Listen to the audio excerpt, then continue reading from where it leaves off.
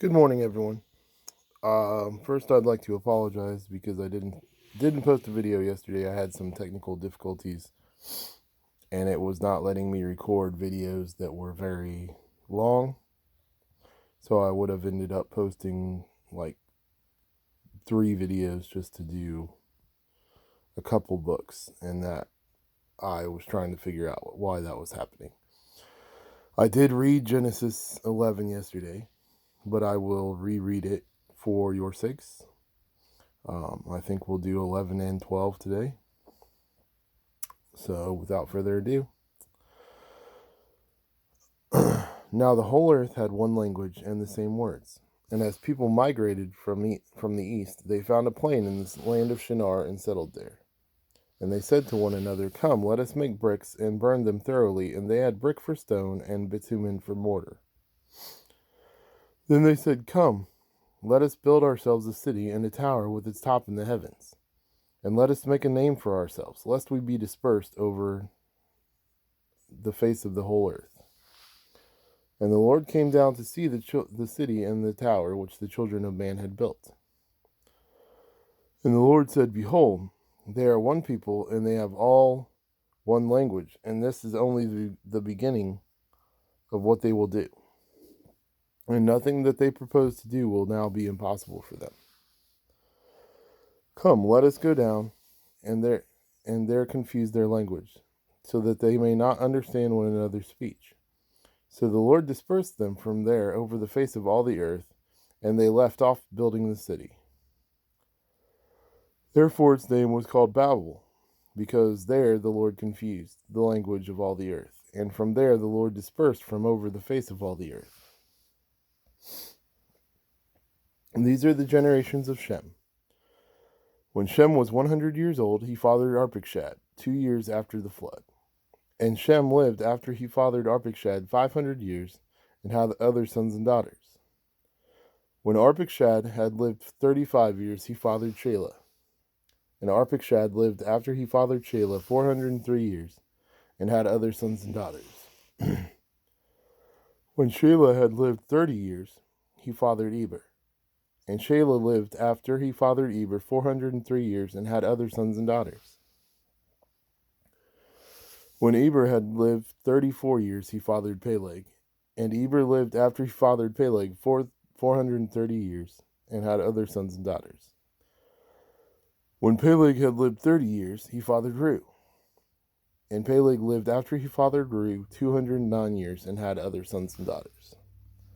When Reu had lived 32 years, he fathered Serug. And Reu lived after he fathered Serug 207 years, and had other sons and daughters.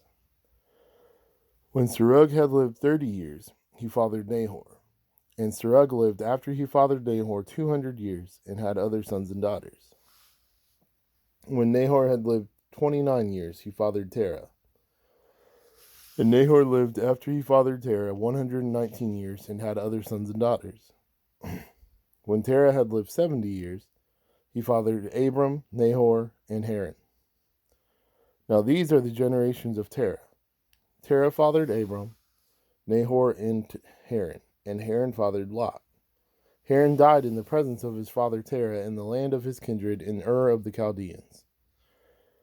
And Abram and Nahor took wives.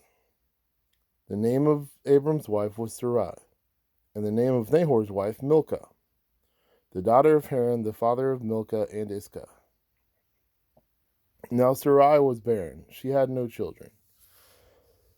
Terah took Abram his son, and Lot the son of Haran his grandson, and Sarai his daughter-in-law, his son Abram's wife. And they went forth together from Ur of the Chaldeans to go into the land of Canaan. But when they came to Haran, they settled there. The days of Terah were 205 years, and Terah died in Haran. Chapter 12. Now the Lord said to Abram, "Go from your country, and your kindred, and your father's house to the land that I will show you, and I will make of you a great nation, and I will bless you and make your name great, so that you will be a blessing. I will bless those who bless you, and him who dishonors you I will curse. And in you all of the families of the earth shall be blessed." So Abram went, as the Lord had told him, and Lot went with him. Abram was 75 years old when he departed from Haran. And Abram took Sarai his wife, and Lot his brother's son, and all their possessions that they had gathered, and the people that they had acquired in Haran, and they set out to go to the land of Canaan. When they came to the land of Canaan, Abram passed through the land to the place at Shechem, to the oak of Moreh. At that time, the Canaanites were in the land. And then the Lord appeared to Abram and said, "To your offspring I will give this land." So he built there an altar to the Lord who had appeared to him. From there, he moved to the hill country on the east of Bethel and pitched his tent, with Bethel on the west and Ai on the right. And there he built an altar to the Lord and called upon the name of the Lord. And Abram journeyed on, still going toward the Negeb. Now there was a famine in the land, so Abram went down to Egypt to sojourn there, for the famine was severe in the land. When he was about to enter Egypt, he said to Sarai his wife, "I know that you are a woman beautiful in appearance. And when the Egyptians see you, they will say, 'This is his wife.' Then they will kill me, but they will let you live.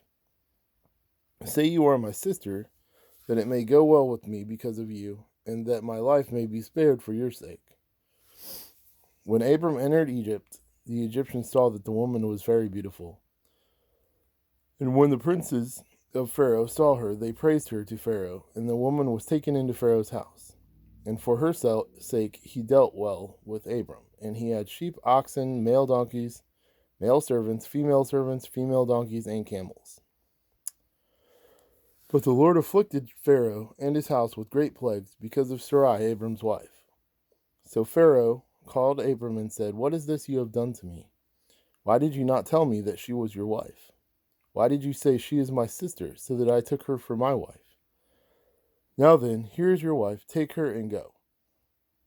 And Pharaoh gave men orders concerning him, and they sent him away and his wife and all that he had.